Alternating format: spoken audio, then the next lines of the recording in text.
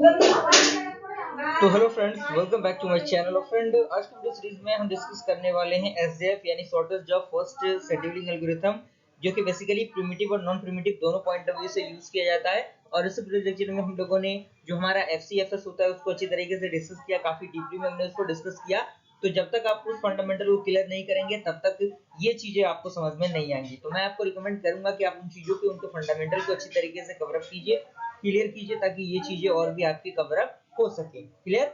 और इसको हम लोग डायरेक्टली एक न्यूमेरिकल क्वेश्चन से समझने की कोशिश करेंगे कि किस तरीके से हम उसको यूज करते हैं।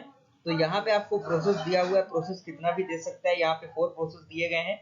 यहाँ पे आपका एटी दिया हुआ है, बीटी दिया हुआ है, सीटी दिया हुआ है, टर्न अराउंड टाइम दिया हुआ है, और कुछ चीजें नहीं दी रहती है जिनको आपको फाइंड आउट करना रहता है। तो ऑलरेडी मैंने इन चीजों को लिख दिया है, तो आप इन चीजों को देख सकते हैं। वेटिंग टाइम है, और ये आपका आरटी है, और यहाँ पे टर्न अराउंड टाइम आपका है।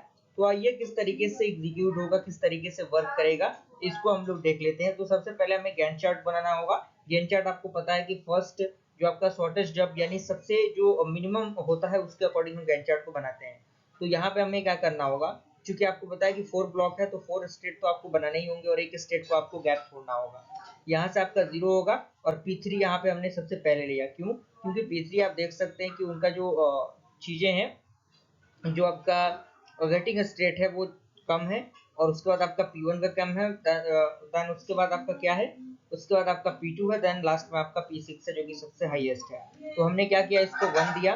1 क्यों? क्योंकि आपको पता है कि P3 पे कितना दिया हुआ है, 1 दिया हुआ है। देन P1 पे कितना है आपका, P1 पे भी फिर से आपका क्या है, 1 है। तो ये आपका 1 हो गया, और ये आपका 2 और 3 हो गया। क्लियर? क्योंकि 1, 2 और 3 इंडेक्स आपको समझना होगा। एरे का इंडेक्स इस तरीके से बनता है उसी पॉइंट ऑफ व्यू से। यहाँ पे P2 कितना दिया हुआ है, 2 दिया हुआ है।